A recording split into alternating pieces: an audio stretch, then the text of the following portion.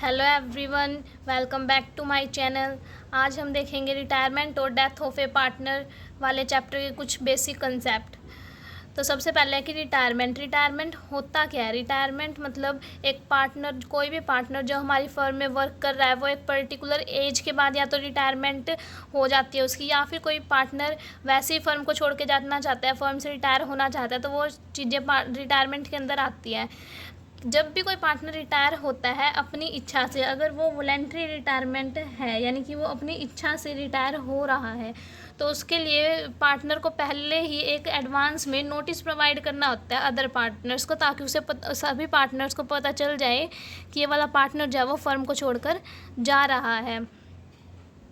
जब भी कोई पार्टनर फर्म को छोड़ के चला जाता है तो उससे ओल्ड पार्टनरशिप जो है, उनका जो पुरानी पार्टनरशिप है, पार्टनर्स के बीच में जो रिलेशन था वो ख़त्म हो जाता है और एक नई पार्टनरशिप शुरू होती है। फर्म तो वही चलती रहती है, उनका बिजनेस तो कंटिन्यू रहता है, लेकिन एग्रीमेंट चेंज हो जाता है। इट मीन्स नई पार्टनरशिप स्टार्ट हो जाती है। जब कोई पार्टनर रिटायर होता है तो वो फर्म से क्या क्या लेकर जाता है। पार्टनर रिटायर हो रहा है तो वो उसने जितने पैसे लगा रखे हैं फर्म के अंदर, वो वाले पैसे तो वापस लेकर ही जाएगा। तो वो पैसे किस किस चीज़ के होते हैं, उसका गुडविल में हिस्सा होता है, क्योंकि जब भी कोई पार्टनर आता है ना तो वो गुडविल के पैसे लेकर आता है, तो जब वो जाएगा तब भी वो अपना गुडविल के अंदर हिस्सा वापस लेकर जाएगा। उसके बाद है कि फर्म के जितने भी प्रॉफिट्स या रिजर्व होते हैं उसके अंदर भी रिटायरिंग पार्टनर का एक हिस्सा होता है, तो वो उसको भी लेकर जाता है। द नेक्स्ट पॉइंट है कि जब हम एसेट्स और लाइबिलिटीज़ का रीवैल्यूएशन करते हैं, उस पर कोई प्रॉफिट या लॉस हुआ है तो उस पर भी रिटायरिंग पार्टनर का पूरा हक होता है, उसमें भी वो अपना हिस्सा लेता है जब वो रिटायर होता है। नेक्स्ट है कि जब एक पार्टनर रिटायर होता है तो हमें क्या क्या प्रॉब्लम्स फेस करनी पड़ती है, यानी कि किन किन चीज़ों के पर्टिकुलर अकाउंट्स बनाने पड़ते हैं, क्या क्या चीज़ें हमें कैलकुलेट करनी पड़ती है, वो टॉपिक देखते हैं। सबसे पहले है कि हमें न्यू प्रॉफिट शेयरिंग रेशो निकालनी पड़ती है, क्योंकि जो एग्जिस्टिंग पार्टनर्स होते हैं, यानी कि एक पार्टनर चला जाता है बट फिर भी बाकी बचे हुए पार्टनर्स जो रह जाते हैं उनके लिए न्यू प्रॉफिट शेयरिंग रेशो निकालनी पड़ती है, और गेनिंग रेशो भी निकालनी पड़ती है कि भी जो पार्टनर रिटायर हो गया उसका शेयर जो है, किस पार्टनर ने कितना कितना शेयर जो है वो लिया है, तो गेनिंग रेशो भी निकालनी पड़ती है कंटिन्यूइंग पार्टनर्स की। नेक्स्ट है कि गुडविल, ट्रीटमेंट ऑफ गुडविल। अब एक पार्टनर जो जा रहा है वो अपना गुडविल का हिस्सा लेकर जाता है, तो हम उसे जो पैसे देते हैं वो पैसे कौन कितने सेक्रीफाइस करेगा, कंटिन्यूइंग पार्टनर्स जो है वो कितना कितना सेक्रीफाइस करेंगे, और जो पार्टनर जो है गुडविल लेकर जाएगा उसकी हम क्या जर्नल एंट्री करेंगे, ये चीज़ हमें ट्रीट करनी होती है। नेक्स्ट है revaluation of assets and liabilities. जब कोई पार्टनर फर्म को छोड़ के जा रहा है उस टाइम हम क्या करते हैं, एसेट्स और लाइबिलिटीज़ की दोबारा से वैल्यू का पता लगाते हैं। अगर उसमें वैल्यू इंक्रीज़ हुई है तो उस पार्टनर को उसमें प्रॉफिट हो जाता है, जो पार्टनर छोड़ के जा रहा है उसको अपना हिस्सा मिल जाता है। लेकिन अगर वैल्यू कम हो गई तो उस पार्टनर को लॉस हो जाता है और उसके अकाउंट्स में कुछ पैसे डेबिट कर दिए जाते हैं। देन नेक्स्ट है reserves, accumulated profits and losses. इनका भी हमें ट्रीटमेंट करना पड़ता है कि अगर जितना भी हमें प्रॉफिट हो रखा है वो हम रिटायरिंग पार्टनर से कैपिटल अकाउंट में क्रेडिट कर देते हैं, और जो लॉस हो रखा है उसको हम डेबिट कर देते हैं। देन नेक्स्ट है पेमेंट टू रिटायरिंग पार्टनर, कि जब कोई पार्टनर फर्म को छोड़ के जा रहा है हमें उसका टोटली जितना भी पैसा देना है ना आज तक हम वो भी उसको पे करते हैं, तो ये भी हमें एडजस्टमेंट करनी पड़ती है। नेक्स्ट है कि adjustment of capital in proportion to profit sharing ratio. जितनी भी उनकी कैपिटल है ना उनको हमें एडजस्ट करना पड़ता है उनकी प्रॉफिट शेयरिंग रेशियो में। इन सभी टॉपिक्स को हम आगे डिटेल्स में देखते हैं। सबसे पहले है कि हम न्यू प्रॉफिट शेयरिंग रेशियो कैसे निकालेंगे। इसके में हमारे पास दो केस है। फर्स्ट केस है न्यू प्रॉफिट शेयरिंग रेशियो निकालने के लिए जब हमारे पास क्वेश्चन के अंदर रिमेनिंग पार्टनर्स की रेशियो नहीं दी हुई, तो इसका मतलब हम ये मान लेंगे कि वो ओल्ड रेशियो में ही डिस्ट्रीब्यूट कर रहे हैं। जैसे कि हम इसे एक एग्जांपल के थ्रू समझते हैं, जैसे कि XYZ 3 पार्टनर है, वो अपना प्रॉफिट शेयर कर रहे हैं 3:2:1 में। अगर X पार्टनर फर्म से रिटायर हो गया तो हम ये मान लेंगे कि Y और Z पार्टनर जो है ना वो पुरानी रेशो में ही, ओल्ड रेशो में ही अपना प्रॉफिट डिस्ट्रीब्यूट कर रहे हैं 2:1 में, तो यही इनकी न्यू प्रॉफिट शेयरिंग रेशो हो जाएगी। नेक्स्ट केस है हमारे पास purchase share of retiring partner. It means जब जो कंटिन्यूइंग पार्टनर्स हैं ना उन्होंने रिटायरिंग पार्टनर्स का जो शेयर था, जो उसका हिस्सा था, जैसे इस क्वेश्चन में 3/6 था उसका शेयर, तो जो उसका हिस्सा था ना वो कंटिन्यूइंग पार्टनर्स जो है वो खुद ले लेते हैं, मतलब आपस में डिस्ट्रीब्यूट कर लेते हैं। तो उनका जो खुद का शेयर है, कंटिन्यूइंग पार्टनर्स का जो खुद का शेयर है और जो खुद का शेयर और जो उन्होंने परचेज़ किया है, उन दोनों को मिला के वहाँ से न्यू रेशो निकल के आ जाएगी, यानी कि न्यू शेयर उनका जो भी है न्यू रेशो यहाँ से उन दोनों को ऐड करके निकल जाएगी। नेक्स्ट हमारा टॉपिक है कि हम गेनिंग रेशो को कैसे निकाल सकते हैं। तो उसके लिए सबसे पहले देखेंगे गेनिंग रेशियो होता क्या है। जब एक पार्टनर रिटायर होता है, फर्म से रिटायर होता है, तो उसका कुछ ना कुछ हिस्सा तो होता ही है फर्म के अंदर, तो उसका जो शेयर होता है ना उसको कंटिन्यूइंग पार्टनर्स गेन कर लेते हैं। यानी कि जो पार्टनर बचे हुए हैं ना अभी भी फर्म के अंदर, एक पार्टनर चला गया तो जो अभी भी बचे हुए हैं ना वो उसके शेयर को गेन कर लेता है, उसके शेयर को ले लेता है, कुछ आपस में एक प्रोपोर्शन में रेशियो में डिस्ट्रीब्यूट कर लेते हैं।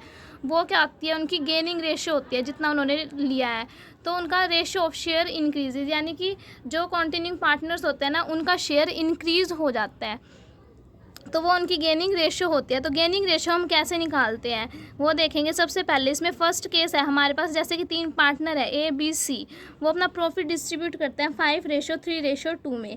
इन तीनों पार्टनर्स में से अगर बी रिटायर हो जाता है तो ए और सी की यहाँ पे गेनिंग रेशियो क्या मानी जाएगी, 5:2। ये उस केस में काम आएगी ये चीज़ जब क्वेश्चन के अंदर जो रिमेनिंग पार्टनर्स हैं उनकी न्यू प्रॉफिट शेयरिंग रेशियो नहीं दी हुई, तब हम सीधा ऐसे ही ले लेंगे कि जो उनकी ओल्ड रेशियो है ना वही उनकी न्यू रेशियो मान ली जाएगी। लेकिन जब हमारे पास क्वेश्चन के अंदर न्यू रेशियो दी हुई है और हमारे पास ओल्ड रेशियो भी है तो हम गेनिंग रेशियो कैसे निकाल लेंगे। तो गेनिंग रेशियो का एक फॉर्मूला होता है new ratio minus old ratio, इसके थ्रू हम जो है न्यू रेशियो को निकाल सकते हैं। इसके थ्रू हम क्या कर सकते हैं, गेनिंग रेशियो को निकाल सकते हैं। हमारा आज का नेक्स्ट टॉपिक रहेगा कि जब एक पार्टनर रिटायर हो जाता है तो हम गुडविल को कैसे ट्रीट करेंगे, क्योंकि वो पार्टनर जब वो अपना गुडविल का शेयर लेके जाता है तो हम गुडविल को कैसे यहाँ पे ट्रीट करेंगे। जब एक पार्टनर रिटायर होता है तो वो गुडविल लेकर जाता है, क्योंकि वो उसने भी तो फर्म के अंदर है कि कुछ ना कुछ एफर्ट्स किया है गुडविल को अर्न करने में। आज फर्म का मार्केट के अंदर जो भी नाम है उसके लिए जो पार्टनर आज रिटायर होके जा रहा है उसने भी तो कुछ ना कुछ एफर्ट्स किए होंगे ना पास्ट में, इसलिए वो भी अपना गुडविल के अंदर हिस्सा लेकर जाता है। इसके लिए क्या होता है कि जो कंटिन्यूइंग पार्टनर्स है ना उनका कैपिटल अकाउंट तो डेबिट कर दिया जाता है, और जो रिटायरिंग पार्टनर है जो जा रहा है फर्म को छोड़ के उसका कैपिटल अकाउंट क्रेडिट कर दिया जाता है, क्योंकि वो पार्टनर जो है ये तो लेकर जाता है अपना हिस्सा, तो जो अपना हिस्सा लेकर जा रहा है उसको प्रॉफिट होता है, प्रॉफिट को हम क्रेडिट करते हैं, और ये जो पार्टनर्स हैं इनको लॉस होता है इसलिए इनको डेबिट किया गया है। तो यहाँ पे जर्नल एंट्री होएगी continuing partners capital account debit to retiring partner capital account. Amount लिखेंगे हम जो कंटिन्यूइंग पार्टनर्स है, यानी कि जो पार्टनर अभी भी है फर्म के अंदर उनको तो गेनिंग रेशियो में लॉस होएगा, उन्होंने जितना जितना गेन किया है ना उसी में उनका अकाउंट डेबिट किया जाएगा, और जो रिटायरिंग पार्टनर है उसका गुडविल का जितना भी शेयर बनता है उसको क्रेडिट कर दिया जाएगा। देन हम नरेशन लिखेंगे adjustment of share of goodwill, ये इसकी नरेशन होगी इस जर्नल एंट्री की। नेक्स्ट हमारा टॉपिक है कि अगर हमारे पास गुडविल पहले से ही बुक्स ऑफ अकाउंट्स के अंदर शो हो रखी है, इट मीन्स बैलेंस शीट के एसेट साइड अगर गुडविल शो हो रखी है तो उसका ट्रीटमेंट हम क्या करेंगे। उसके लिए जर्नल एंट्री करेंगे all partners capital account debit to goodwill account. It means वो गुडविल हमारे पास है वो हम पार्टनर्स में डिस्ट्रीब्यूट कर देंगे, बस उसके लिए एंट्री कर देंगे ये, और यहाँ पे अमाउंट लिखेंगे कि सभी पार्टनर्स का है तो ओल्ड रेशियो में कर देंगे जहाँ पे उनके अमाउंट को डिस्ट्रीब्यूट, और गुडविल जो भी दी हुई थी जितनी हम गुडविल डिस्ट्रीब्यूट करना चाहते हैं वो अमाउंट लिख देंगे। देन नरेशन लिख देंगे कि गुडविल को हम यहाँ पे राइट ऑफ कर रहे हैं। हमारा आज का थर्ड टॉपिक है revaluation of assets and liabilities, कि जब हम एसेट्स और लाइबिलिटीज़ की दोबारा से वैल्यू का पता लगाते हैं। जब एक पार्टनर फर्म को छोड़ के जा रहा है तो एसेट्स में आज तक जितना भी प्रॉफिट या लॉस हुआ उसमें उसका भी शेयर होता है, इसलिए वो शेयर उसको देने के लिए हम क्या करते हैं, एसेट्स और लाइबिलिटीज़ की करंट वैल्यू का, आज की जो मार्केट वैल्यू है वो वैल्यू निकालते हैं। तो इसका जो कंप्लीट टॉपिक है जर्नल एंट्रीज़ है उसका लिंक डिस्क्रिप्शन में दिया हुआ है। नेक्स्ट इसी में हमारा छोटा सा टॉपिक रहेगा एक और, कि payment of amount due to retiring partner, कि रिटायरिंग पार्टनर को हमने जो अमाउंट देनी है उसके लिए हम क्या जर्नल एंट्रीज़ करेंगे। सबसे पहला पॉइंट है इसके अंदर कि अगर हमने उसको कैश में या फिर बैंक में अगर हमने उसकी पेमेंट कर दी तो हम जर्नल एंट्री क्या करेंगे। तो एंट्री होगी retiring partners capital account debit to bank account, यानी कि जितने पैसे हमने उसे दे दिए वो अमाउंट आ जाएगी। यहाँ पे इसकी नरेशन होएगी शेयर पेड ऑफ, यानी कि हमने उसका हिस्सा पे कर दिया। सेकंड केस है अगर हमने उसकी कैपिटल या फिर गुडविल अभी तक कैश में नहीं दिया तो एंट्री होएगी retiring partners capital account debit to retiring partners loan account, यानी कि एक टाइप से हम उसे लोन की तरह ट्रीट करेंगे, और जितने रुपये हमने उसके नहीं दिए उसकी एंट्री हो जाएगी यहाँ पे। देन हम नरेशन लिखेंगे balance of his capital account transfer to his loan account.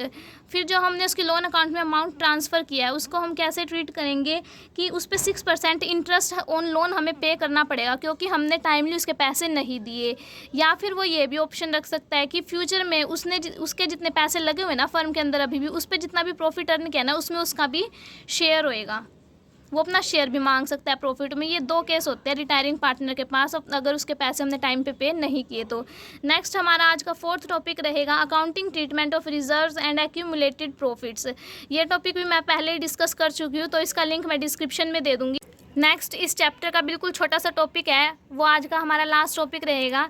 इसमें क्या है, डेथ ऑफ ए पार्टनर, कि अगर एक पार्टनर की डेथ हो जाती है तो उसका जो शेयर है फर्म के अंदर वो हम कैसे डिस्ट्रीब्यूट करेंगे, उसको हम कैसे देंगे। तो वो शेयर जो होता है उसका, वो हम उसके लीगल रिप्रेजेंटेटिव को देते हैं।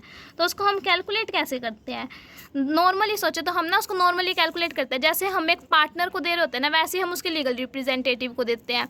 तो हम इसके कैलकुलेट कैसे करेंगे, calculation of amount payable to him, उसके लीगल रिप्रेजेंटेटिव को जो अमाउंट हमने पे करनी है उसको हम कैसे कैलकुलेट करेंगे।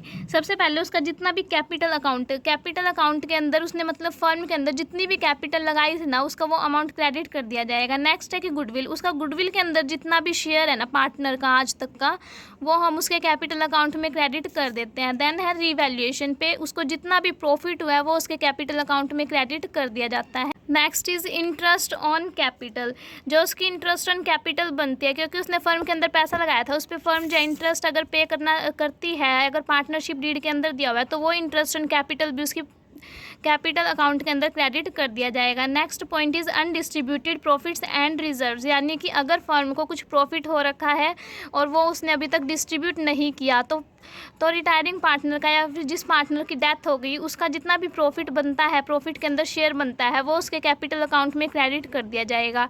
इसी टाइप से रिज़र्व, अगर फर्म के पास कोई रिज़र्व बना हुआ है, फर्म का कोई रिज़र्व बना के रखा हुआ है, उसको अगर अभी तक डिस्ट्रीब्यूट नहीं किया और डेथ हुए पार्टनर का उसके अंदर कोई शेयर बनता है, तो वो भी उसके कैपिटल अकाउंट में क्रेडिट कर दिया जाएगा। और अगर फर्म को कोई प्रॉफिट हुआ है, आज तक जितना भी प्रॉफिट हुआ है उसके अंदर डेथ वाले पार्टनर का जितना भी शेयर बनता है वो उसके कैपिटल अकाउंट में क्रेडिट कर दिया जाएगा। नेक्स्ट है कि उसके कैपिटल अकाउंट के अंदर डेबिट कौन सी चीज़ की जाएगी। तो ड्राइंग यानी कि वो अमाउंट जो पार्टनर ने अपने पर्सनल यूज़ के लिए विड्रॉ कर ली, वो चीज़ डेबिट कर दी जाएगी। इंटरेस्ट ऑन ड्राइंग, यानी कि उसकी ड्राइंग के ऊपर जो इंटरेस्ट बनता है वो उसके कैपिटल अकाउंट में क्रेडिट कर दिया जाएगा। Next point is loss on revaluation, यानी कि जब फर्म के पार्टनर्स ने एसेट्स और लाइबिलिटीज़ की वैल्यू का पता लगाया और उनकी वैल्यू कम हो गई, यानी रिवैल्यूएशन अकाउंट में लॉस हो गया, तो वो भी डेथ वाले पार्टनर के कैपिटल अकाउंट में डेबिट कर दिया जाएगा। Next point is debit balance of profit and loss account, यानी कि अगर फर्म को प्रॉफिट एंड लॉस अकाउंट में लॉस हो गया तो वो भी उसमें डेथ वाले पार्टनर का जितना शेयर बनता है वो उसके कैपिटल अकाउंट में डेबिट कर दिया जाएगा। नेक्स्ट इज रिड्यूस गुडविल, अगर फर्म की गुडविल जो है वो कम हो गई तो उसमें भी लॉस हो गया, इट मीन्स तो वो रिटायरिंग पार्टनर के या फिर डेथ वाले पार्टनर के कैपिटल अकाउंट में डेबिट कर दिया जाएगा। तो यहाँ तक करने के बाद उसके कैपिटल अकाउंट में जितना भी प्रॉफिट बनता है, लॉस बनता है, अगर प्रॉफिट बनता है तो हम उसके लीगल रिप्रेजेंटेटिव को पे कर देंगे, अगर लॉस बनता है तो हम उसके लीगल रिप्रेजेंटेटिव से ले लेंगे। नेक्स्ट आता है कि हम प्रॉफिट को निकाल लेंगे कैसे। दो बेसिस पे हम प्रॉफिट को निकाल सकते हैं, ऑन टाइम बेसिस पर और ऑन टर्नओवर बेसिस पर। टाइम बेसिस पर कैसे निकालेंगे कि जो लास्ट ईयर का प्रॉफिट है उसको प्लस कर लेंगे और आज तक का जो करंट ईयर का प्रॉफिट बनता है, यानी कि जब तक कि डेथ वाला पार्टनर हमारी फर्म का पार्टनर रहा तब तक का जो प्रॉफिट बनता है, उन दोनों प्रॉफिट्स को ऐड करके प्रॉफिट निकाल सकते हैं हम टाइम बेसिस पर। नेक्स्ट है टर्नओवर बेसिस पर कैसे निकाल सकते हैं। तो लास्ट ईयर का तो हम प्रॉफिट ले लेंगे और या फिर सेल ले लेंगे, और करंट ईयर का हम प्रॉफिट ले लेंगे प्लस सेल ले लेंगे, इन दोनों को ऐड करके हम टर्नओवर बेसिस पे प्रॉफिट्स निकाल सकते हैं। तो ये था हमारा आज का छोटा सा टॉपिक। आई होप आप सभी को ये वीडियो पसंद आई होगी। अगर वीडियो पसंद आई हो तो टॉपिक को लाइक कर देना, चैनल पर नए हो तो चैनल को सब्सक्राइब कर लेना। Thank you.